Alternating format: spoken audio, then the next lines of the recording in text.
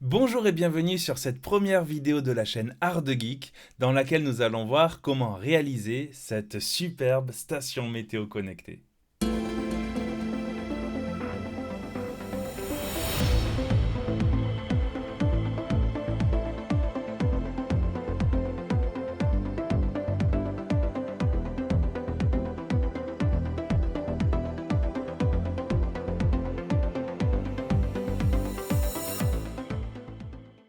Bonjour à tous, moi c'est Jonathan et je suis très heureux de vous accueillir sur la chaîne Art de Geek que j'ai créée afin qu'on puisse s'entraider, s'encourager les uns les autres à révéler l'artiste geek qui sommeille en nous.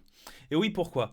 Parce que pour moi, un artiste, c'est quelqu'un qui est capable de passer d'une idée qu'il a dans sa tête jusqu'à sa réalisation, à sa concrétisation pour qu'il puisse bien créer tout ce qu'il a envie. Et pourquoi geek? Tout simplement parce qu'on va utiliser la technologie comme l'impression 3D, l'électronique ou encore la programmation pour atteindre ces objectifs et pour qu'on puisse tous réaliser nos projets. Alors à chaque fois, je vais essayer de vous expliquer de manière la plus simple possible comment j'ai réalisé les différentes étapes pour ces différents projets que nous allons faire ensemble afin que vous aussi vous puissiez les refaire à la maison. N'hésitez pas aussi de partager vos créations avec nous. N'hésitez pas à utiliser les commentaires en bas de cette vidéo pour que je puisse, dans d'autres vidéos, ou alors en réponse aux commentaires, expliquer plus en détail certains concepts. Revenons à cette station météo. Pourquoi je l'ai créée? Bien parce que j'ai fait un constat. C'est que aujourd'hui il existe pas mal de stations météo, mais pour la plupart elles sont pas très jolies, pas très design. Et en plus elles nécessitent un capteur. Donc un capteur, c'est bien, un capteur de pluviométrie, de température. Le problème, c'est quoi? C'est que ça donne la météo que du lieu où on se trouve, mais en plus, c'est difficile d'avoir des prévisions à J+1 ou J+2. Donc j'ai réfléchi à tout ça, et je me suis dit que ça serait bien d'avoir non seulement un objet déco et design pour avoir la météo, mais en plus, bien qu'on puisse y rajouter un bouton tactile multifonction, et pourquoi pas aller encore plus loin et pouvoir transformer cette station météo en un objet qui a une autre utilité. Par exemple, une lampe d'appoint. Cette vidéo va être très utile parce qu'elle va permettre de valider certains principes. Par exemple, comment réussir à faire des formes avec de la lumière en utilisant des sortes de pochoirs lumière. Ou encore comment traiter des données brutes qui proviennent d'Internet et pouvoir les interpréter et les afficher. Et enfin, comment utiliser facilement un bouton tactile. Donc, même si vous ne souhaitez pas refaire cette station météo, je vous encourage vivement à regarder cette vidéo parce qu'elle vous sera utile pour tout un tas d'autres projets. Parlons maintenant de la conception. Donc j'ai utilisé Fusion 360 pour tout modéliser. Comme vous le voyez ici sur la base, j'ai rajouté des encoches pour pouvoir caser le câble USB. J'ai créé également un support circulaire sur lequel on pourra fixer les LED qui s'emboîteront dans la base. J'ai passé beaucoup de temps sur la partie haute parce que j'avais plusieurs contraintes. Il fallait que ça soit compact, design et sans aucun fil apparent. J'ai ensuite lancé l'impression de tous les éléments. Et comme vous le verrez dans la suite de cette vidéo, au début j'ai imprimé avec une Dagoma Disco Easy 200, mais le résultat n'était vraiment pas bon, il y avait plein d'irrégularités qui n'étaient pas agréables à l'œil.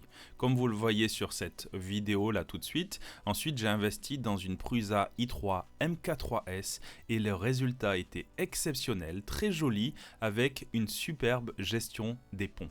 Passons à la réalisation. Pour réaliser ce projet, vous aurez besoin d'un ruban de LED, de câbles électriques, de gaines thermorétractables, d'un fer à souder et d'un décapeur thermique. Vous pouvez découper deux morceaux de 6 LED et le premier va être posé sur un support circulaire. Le tout sera inséré à la base de la station météo et s'allumera avec une lumière d'ambiance qui correspondra à la température du moment. Le SP32 sera mis à la verticale et le tout dans le cylindre pour que la station météo ait un beau design. Je vais maintenant découper du câble électrique avec une longueur suffisante pour pouvoir relier le ruban de LED à l'ESP32. Je découpe un morceau de câble rouge, un vert et un blanc. Je vais maintenant récupérer ces câbles pour faire la liaison sur mon ruban de LED. Mais avant, il nous faut comprendre comment ça fonctionne. Tout d'abord, le câble rouge doit être connecté au port 5 volts. Le câble vert au D-in pour la data et le câble blanc sur la GND, c'est-à-dire la masse. Il faut bien faire attention au sens du courant, c'est-à-dire à la flèche. D'ailleurs, si on regarde en bas, la flèche est dans l'autre sens et le courant ne pourra pas passer. D'ailleurs, c'est représenté par D-out si on regarde bien. Je dois donc connecter mon câble blanc sur la GND, c'est-à-dire la masse, le vert sur le port data in et le rouge sur le port 5 volts. J'ai commencé par dénuder mes câbles. Alors au début, j'avais utilisé des câbles rigides, mais je suis vite passé à des câbles souples qui sont beaucoup plus pratiques pour travailler. Je vais passer maintenant à la soudure des câbles électriques sur le ruban de LED. Et soyez bien attentifs pendant votre soudure, parce que si on insiste trop sur les morceaux de cuivre, ils peuvent se cramer, et ce qui fait que notre ruban de LED n'est plus utilisable. Malheureusement, pendant la construction de cette station météo, ça m'est arrivé une paire de fois. Une fois les câbles connectés sur le ruban de LED et les soudures terminées, je vais récupérer un morceau de gaine thermorétractable que je vais couper en 3 petits morceaux pour éviter que les fils s'entrechoquent et fassent des courts-circuits. Je vais ensuite enfiler les morceaux de gaine thermorétractable dans les différents câbles et je vais les chauffer avec une décapeuse thermique afin qu'ils se rétractent et qu'ils ne bougent plus.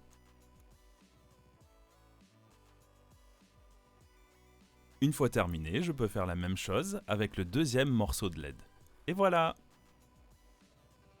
Au début, j'avais utilisé 7 LED pour la base. Du coup, j'avais besoin de plier l'extrémité pour le poser facilement sur le support et pour que les fils qui étaient rigides puissent facilement rentrer à l'intérieur. Mais après, je suis passé sur 6 LED et donc je n'ai plus eu besoin de plier l'extrémité. J'ai pu coller facilement les LED en enlevant simplement la languette qui est autocollante. Après, j'ai fait quelques tests et j'ai rajouté quelques points de colle chaude sur le ruban de LED parce que il avait tendance à se soulever.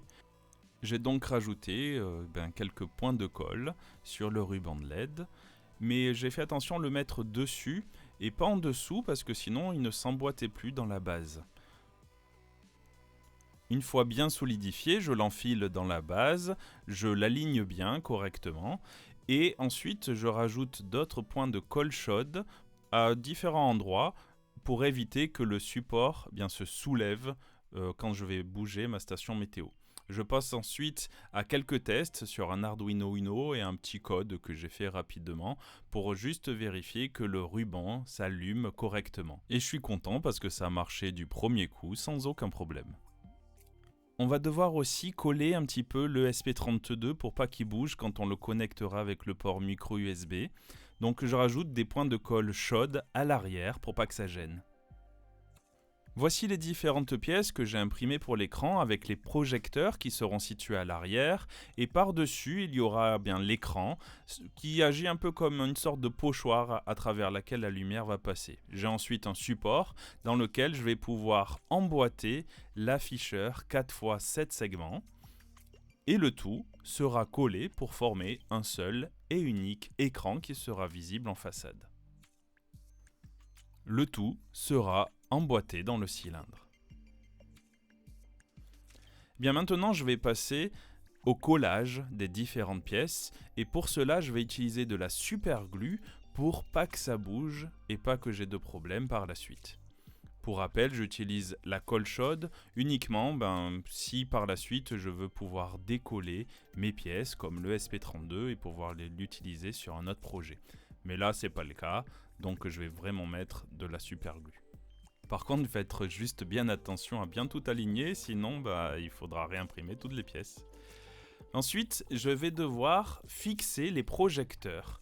Et ce qui est intéressant, c'est que les rubans de LED sera fixé à l'arrière et donc la lumière passera à travers et arrivera sur cette sorte de pochoir à lumière et qui affichera la forme en fonction du temps qu'il fait. Je vais devoir donc prendre ces projecteurs, ou on peut les appeler aussi ces capsules, je vous laisse imaginer pourquoi, il va falloir les coller. Mais avant ça, il va falloir nettoyer un petit peu ce pochoir à lumière parce que l'impression 3D des fois n'est pas très très précise. Du coup, j'utilise une pince de précision et je repasse dans les différents trous pour que ça soit bien propre et qu'au final, quand la lumière va passer à travers, ça soit très joli et agréable à regarder sans qu'il y ait de petites bavures. Dans une autre version, j'avais mis des repères pour s'aligner, mais à cause des supports, le résultat était vraiment catastrophique, donc j'ai abandonné cette idée. Je vais ensuite fixer les différents projecteurs au ruban de LED. Comme ça sera beaucoup plus facile par la suite de les aligner sur l'écran. Donc pour y arriver, j'utilise de la colle chaude et je vais un par un fixer les différents projecteurs.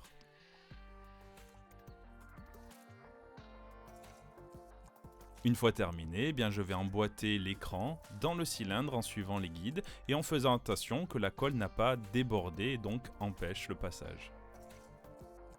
Je peux ainsi connecter les deux rubans de LED sur l'ESP32 en respectant le schéma électrique que nous allons voir tout de suite.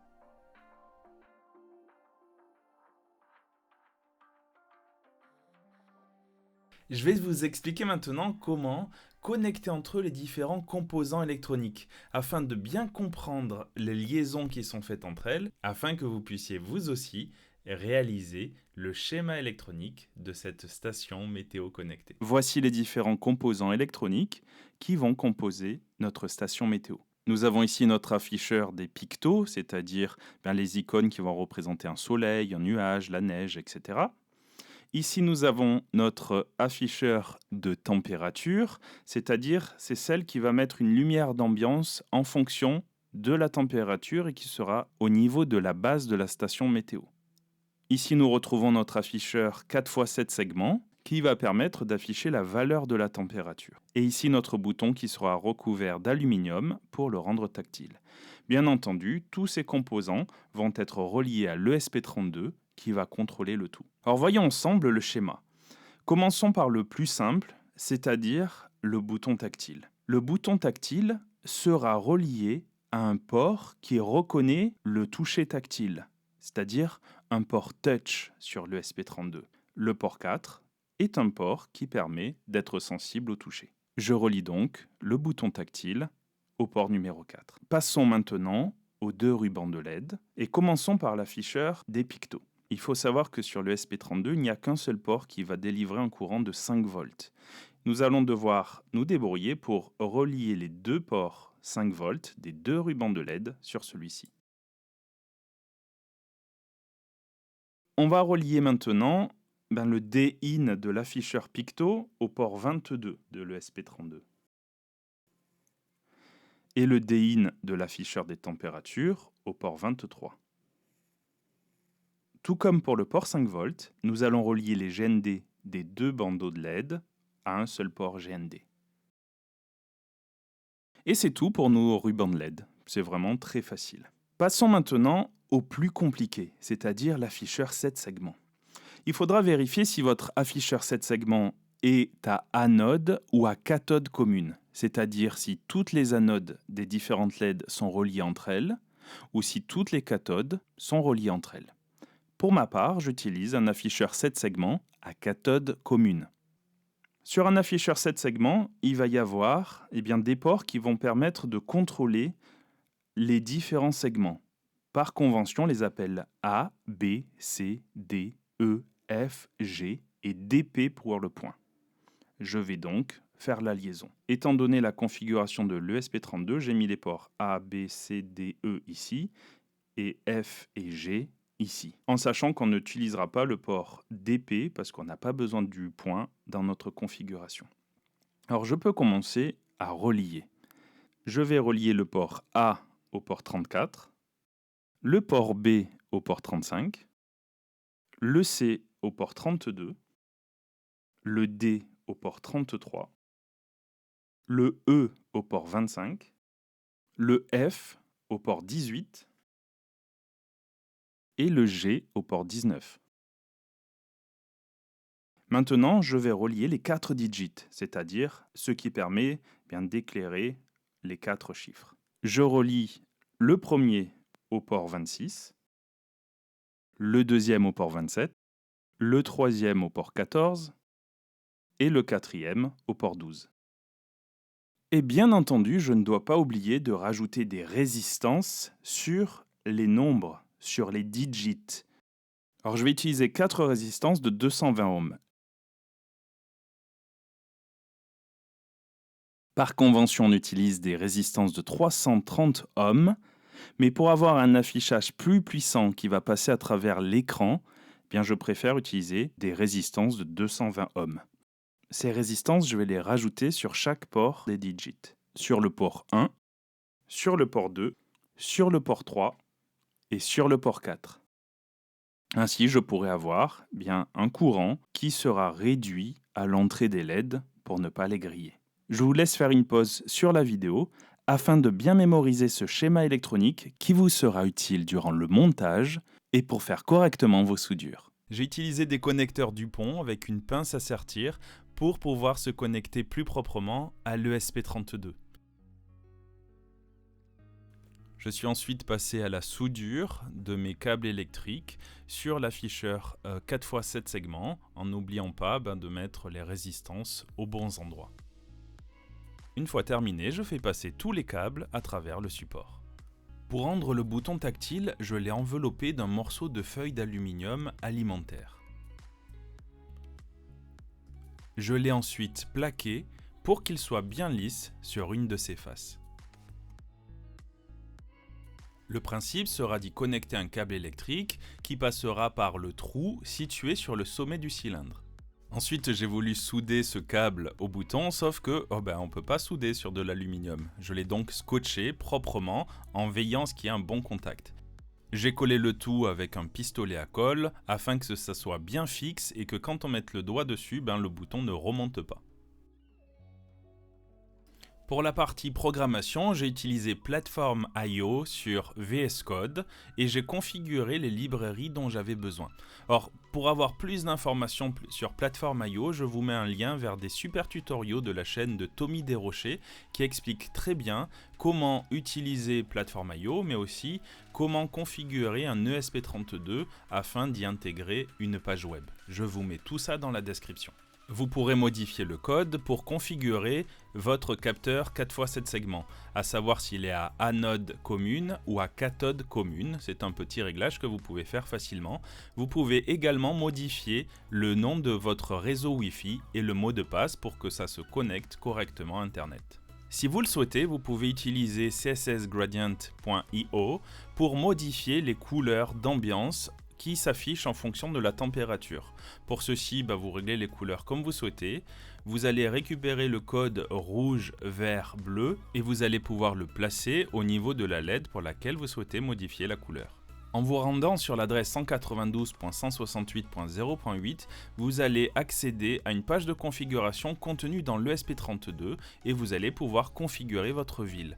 En faisant cela, ça va appeler ce bout de code qui va récupérer le nom de la ville et qui va le stocker dans la mémoire de l'ESP32. Ainsi, au redémarrage de la station météo, la ville sera toujours mémorisée. J'ai ensuite utilisé un emballage thermoformé que j'ai découpé afin de fabriquer la paroi qui sera située devant l'écran et qui diffusera la lumière pour que les pictos soient bien visibles.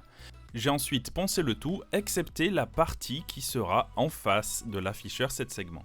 Je l'ai ensuite collé à la super glue, mais la gros fail parce qu'en séchant, la colle a fait de grosses taches blanches bien moches. Bon, à part ce point dont je ne suis vraiment pas fier, mais que je pourrais améliorer dans le futur, j'étais quand même content d'obtenir enfin ma station météo connectée qui pouvait passer en mode lampe en appuyant sur le bouton tactile.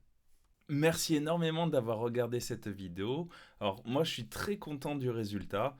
C'est mon premier véritable projet où j'ai mêlé de l'électronique et de l'impression 3D. Bien sûr, il y a des choses à améliorer, comme par exemple l'écran, vous voyez, il y a certaines taches qui apparaissent dessus. En fait, c'est dû à la colle qui a bavé et qui en séchant est devenue blanche. Donc bien sûr qu'on peut faire mieux, peut-être j'aurais dû acheter une plaque d'acrylique de 1 mm qui puisse se plier un petit peu. J'ai essayé avec une plaque de 2 mm, mais elle était trop rigide et les résultats n'étaient pas bons. Donc bien sûr, n'hésitez pas à partager avec moi dans les commentaires des choses qui auraient pu être mieux faites pour le bouton tactile, pour l'écran ou pour autre chose. Je suis très preneur de vos idées. N'hésitez pas aussi à partager vos réalisations. Je serai très content si vous aussi vous réalisez cette station météo. Donc n'hésitez pas à aller sur les réseaux sociaux, Instagram, Twitter, je vous mets les liens en description, et de m'envoyer vos photos. Je serai vraiment très très content. Si cette vidéo vous a plu, merci de mettre un petit pouce bleu, un like, de vous abonner, parce que vous savez, j'ai plein d'idées pour la suite de cette chaîne, mais ce sera possible que si vous regardez et que si ça vous intéresse. Donc je vous dis un grand merci et je vous dis à très bientôt dans la prochaine vidéo. Ciao ciao. Je vous ai partagé également tous les modèles 3D que vous pourrez récupérer grâce au lien situé en description. En attendant, n'oubliez pas de laisser s'exprimer l'artiste geek qui sommeille en vous.